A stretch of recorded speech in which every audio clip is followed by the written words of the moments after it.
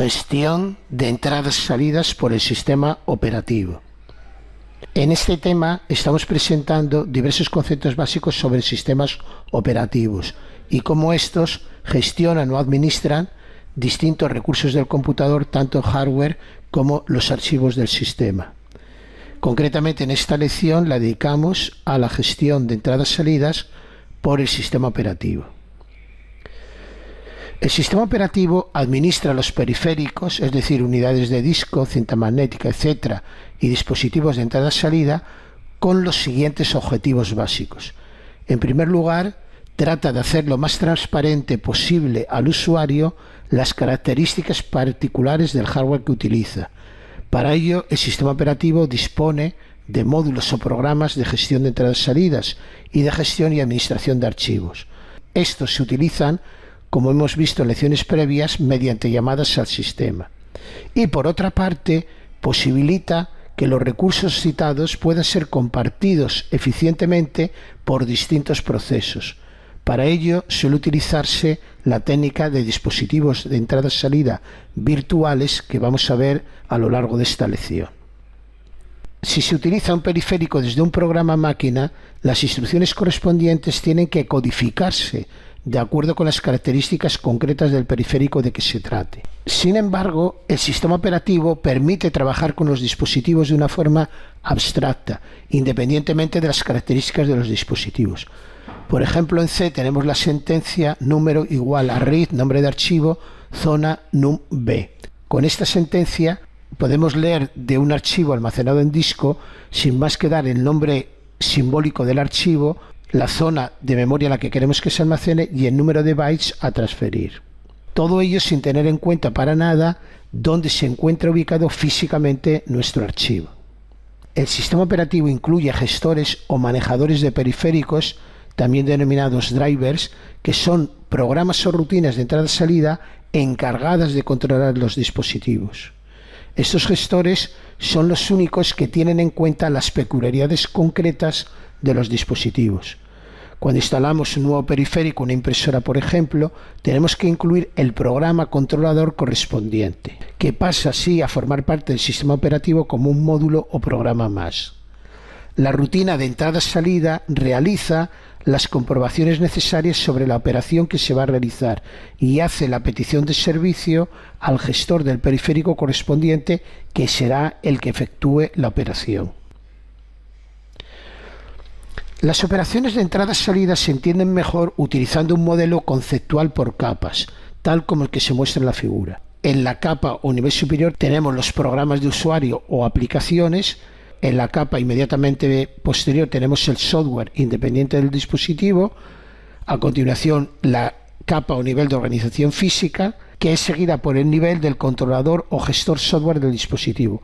Y por último tenemos el nivel hardware, que contiene el controlador hardware y el dispositivo de entrada y salida, que es realmente el nivel que va a ejecutar y llevar a cabo las operaciones de entrada y salida solicitadas. De un nivel superior a un nivel inferior se pasa a través de peticiones de entrada y salida, y una vez que se ha atendido por el hardware dicha petición, se informa de ello a las capas superiores de una en una. Pero a continuación vamos a describir con detalle las operaciones que se realizan en cada una de las capas. Como acabamos de ver, la capa o nivel superior es el de programas de usuario o de procesos de aplicaciones. Los procesos de aplicaciones, cuando tienen que realizar una operación de entrada-salida, como he comentado anteriormente, hacen una llamada al sistema operativo, que lanza a ejecución el gestor del periférico correspondiente. El sistema operativo puede gestionar un dispositivo de entrada-salida de una de las tres formas siguientes. Tenemos dispositivos asignados, que son dispositivos teclado, pantalla o impresora, por ejemplo, que se asignan en exclusiva a un usuario o proceso durante la duración de un trabajo concreto. Por otra parte, tenemos dispositivos compartidos, que son dispositivos que pueden compartirse concurrentemente por varios procesos, y es el caso, por ejemplo, de un disco magnético. Y por otra parte tenemos los dispositivos virtuales, que utilizan una técnica que en inglés se denomina spooler. Estos dispositivos en principio son asignables, impresora por ejemplo, pero que gracias a esa técnica pueden compartirse, optimizando el rendimiento del sistema. Es el caso, por ejemplo, de una impresora de alta velocidad a compartir por distintos usuarios.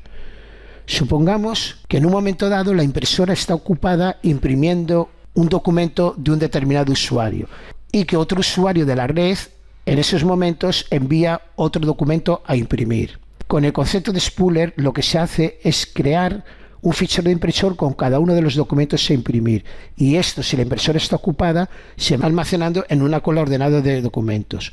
El spooler, poco a poco y con la posibilidad de un esquema de prioridades, va imprimiendo los documentos conforme la impresora va quedando libre, conforme vayan acabando. La siguiente capa corresponde al nivel de software de entrada-salida independiente del dispositivo. Esta capa incluye funciones de entrada-salida comunes a todos los dispositivos, como pueden ser abrir, leer, escribir, cerrar. En Unix y Windows NT los dispositivos se utilizan como archivos especiales. Los cometidos de esta capa son muy diversos. En primer lugar, a partir de la denominación simbólica del archivo, se localizan las tablas que contienen los atributos del dispositivo, dirección del controlador, dirección del sector, etc. También en esta capa se realiza la protección de datos y se controlan acciones tales como el control de accesos y derechos de acceso, leer y escribir, etc. Otras tareas realizadas dentro de este nivel son la asignación y liberación de dispositivos dedicados y los informes de errores. El tercer nivel o capa es el de organización física, que ya tiene en cuenta las características específicas de cada tipo de periférico. Realiza funciones de alto nivel del periférico, como pueden ser la organización de disco RAID que hemos visto en la lección dedicada a la memoria externa. Por otra parte, también se encarga del almacenamiento intermedio. Por ejemplo, una técnica muy utilizada es la que se denomina caché de disco. Una vez localizado el cilindro, este se puede leer completamente a la velocidad de rotación del disco y su contenido almacenarlo en el caché de disco, de forma tal que si el programa del usuario ordena la lectura sucesiva de sectores de un mismo cilindro, no se tendrán que consumir tiempos adicionales de latencia para acceder a los distintos sectores. La idea del caché de disco se fundamenta en los principios de localidad espacial y localidad temporal que hemos visto en lecciones previas. También en este nivel se convierten las referencias lógicas a archivos en direcciones físicas concretas. Otra técnica también basada en la idea de reducir al máximo los accesos físicos al disco se denomina disco run. Consiste en llevar a memoria un conjunto de clústeres del disco mayor cuanto mayor sea la capacidad de la memoria principal, de forma tal que los procesos, en lugar de intercambiar la información con el disco físico, lo hacen con su imagen en la memoria principal. Cuando acaban las operaciones con el disco, es decir, se cierra el archivo, el sistema operativo actualizará el disco físico. Este procedimiento se puede gestionar en forma similar a la memoria virtual que hemos visto en una lección previa dentro de este mismo tema. Podemos hablar aquí también de periférico virtual, en el sentido de que en la memoria principal tenemos un disco virtual, en realidad solo una parte de él. La siguiente capa corresponde al nivel de gestión de software del dispositivo hardware.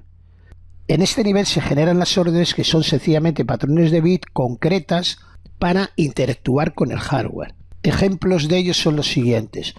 En un servidor de archivos, es decir, en un disco, al presentarse al gestor correspondiente una operación de leer un clúster, el gestor debe comprobar si el disco está arrancado y si no arrancarlo, posicionar el brazo en el cilindro correspondiente, inicializar el DMA, transmitir el marco de paje de información, etc. Los gestores de periféricos o drivers son los únicos programas que deben tener en cuenta las peculiaridades concretas de los dispositivos y generar las instrucciones órdenes que estos entienden. También esta capa se encarga de la atención de interrupciones. Cuando un proceso tiene una entrada-salida, se inicia la operación, pasando el proceso al estado de bloqueado y esperando hasta que acabe la operación de entrada-salida, tal y como describimos en detalle en la lección 4.2. En la mayoría de los dispositivos de entrada-salida, las operaciones de lectura y escritura se inician y finalizan por medio de interrupciones. Cuando se produce la interrupción final, un proceso del sistema operativo debe cambiar en la tabla de procesos el estado del mismo, pasándolo de bloqueado a preparado. El nivel inferior es el nivel de dispositivos hardware Incluye los elementos físicos, controladores DMA, procesadores de entrada-salida, tarjetas, chip, etcétera, que realmente realizan las operaciones de entrada-salida. Uno de los elementos principales de este nivel es el controlador hardware, que puede interactuar con el resto del computador a través de un puerto de control, un puerto de estado, un puerto de entrada y un puerto de salida. Este esquema correspondería a un controlador genérico, existiendo diversas variantes del mismo. El gestor software del dispositivo da las órdenes al controlador escribiendo en el puerto de control la orden correspondiente, y por otra parte también detecta la situación del dispositivo, es decir, si la operación de entrada-salida se ha realizado satisfactoriamente o se ha generado un código de error leyendo del puerto de entrada de estado. Como vimos en la lección 3.11, para conseguir mayor eficiencia en la transmisión de información entre las distintas unidades que componen un computador, se han ideado diversas técnicas. Una de ellas es la de buffer en periférico, que sencillamente es una memoria intermedia incluida junto al controlador del mismo. De esta forma, en vez de transmitir carácter a carácter al lento ritmo de funcionamiento del periférico, u obligando a realizar interrupciones carácter a carácter, podemos transmitir ráfagas de datos, consiguiendo una mayor velocidad en la transmisión y descargando de trabajo al procesador. Otra técnica consiste en utilizar controladores de entrada-salida. Estos permiten realizar transferencias de información entre periféricos sin apenas intervenir el procesador y sin ocupar el bus del sistema. En la figura podemos ver que podríamos tener intercambios de información entre periféricos acoplados al mismo controlador o entre distintos periféricos a través de un bus de entrada-salida, dejando libre el bus del sistema para otras funciones del procesador. Otra técnica que ya vimos en la lección 3.11 es la que se conoce con el nombre de acceso directo a memoria. Con ella se permite hacer transferencia entre memoria y periféricos y al revés sin apenas intervenir la CPU. Esto se realiza con la ayuda de unos circuitos que se conocen con el nombre de controlador DMA y que vamos a ver a continuación con un poco más de detalle. El controlador de acceso directo a memoria, como acabamos de ver, transfiere bloques completos de datos directamente entre su propio buffer y la memoria principal sin intervención de la CPU, y solo se genera una interrupción por bloque transferido. El protocolo que se suele seguir de respuesta a una petición de entrada-salida entre memoria y un periférico es el siguiente. En primer lugar, el driver software del sistema operativo configura el controlador DMA para que realice la transferencia. Esto se realiza sencillamente cargando en los puertos del controlador DMA las direcciones de origen y destino de los datos y la cantidad de bytes a transferir. Por otra parte, le ordena que realice la transferencia. Mientras el controlador DMA realiza la transferencia, el procesador puede ejecutar otros procesos.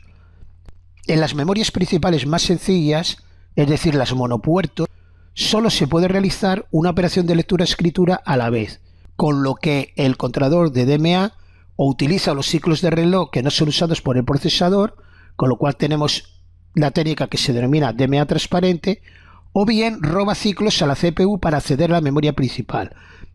Durante estos ciclos robados, la CPU no puede leer o escribir en la memoria principal. Existen dos modalidades para aplicar esta técnica. Una se denomina DMA con robo de ciclo y la otra DMA con parada de procesador. El controlador DMA, cuando termina de transferir todos los datos, envía una señal de interrupción a la CPU, con lo cual concluiría la operación de entrada-salida. Tanto el modelo de entradas-salidas de UNIX como las distintas versiones del Windows utilizan el modelo de niveles o capas, aunque la terminología usada es diferente. Aquí, por ejemplo, tenemos un modelo simplificado del UNIX. En la capa superior está la concha o intérprete de órdenes, incluyendo la interfaz de usuario o el programa de usuario. Esos generan llamadas al sistema de archivos. Comentamos anteriormente que en UNIX los periféricos son tratados como archivos especiales. En este nivel se incluye una caché de bloques y en la capa inmediatamente inferior están los gestores de dispositivos y por último el nivel hardware. En Windows la situación es similar. En este caso podemos acceder al sistema de gestión de entradas y salidas a través de programas POSIX, de programas Windows o de programas escritos dentro del sistema operativo OS2. En la capa superior tenemos los servicios del sistema, entradas y salidas, caché de archivos. Hay que recordar que de la misma manera que en Unix, los periféricos son considerados como archivos especiales, sistema de archivos, controladores de dispositivos, capa de extracción del hardware y por último tenemos la capa hardware, que es la que realmente implementa las operaciones de entrada-salida. Como resumen y conclusiones podemos decir que en esta lección hemos visto lo siguiente. En primer lugar, que el sistema operativo administra los periféricos, es decir, unidades de disco, cinta magnética, etc. y dispositivos de entrada y salida, con los objetivos básicos de hacerlos lo más transparente posibles a los usuarios y, en segundo lugar, posibilitar que puedan ser compartidos eficientemente por distintos procesos, es decir, por distintos usuarios.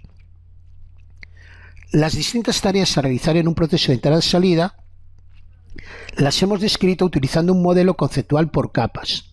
La capa superior está constituida por los programas de usuarios, es decir, por las aplicaciones, que son realmente quienes requieren realizar operaciones de entrada y salida. La capa siguiente es el software independiente del dispositivo, después está la de organización física, a continuación la de controlador o gestor software del dispositivo y por último está la capa que realmente implementa las operaciones de entrada y salida y que contiene el controlador hardware y los dispositivos físicos de entrada y salida. Los objetivos perseguidos por el sistema operativo en cuanto a entradas y salidas se logran muy satisfactoriamente utilizando distintos conceptos que hemos presentado en esta lección, tales como dispositivos virtuales o spooler, buffer de entrada y salida, caché de disco, disco RAM, controlador DMA, etc. También hemos visto esquemas donde se muestra cómo Unix y los sistemas operativos de Microsoft se adecuan al modelo de capas. Y con esto concluyo la presente lección con la esperanza de que la hayáis encontrado entretenida e instructiva. Muchas gracias por vuestra atención.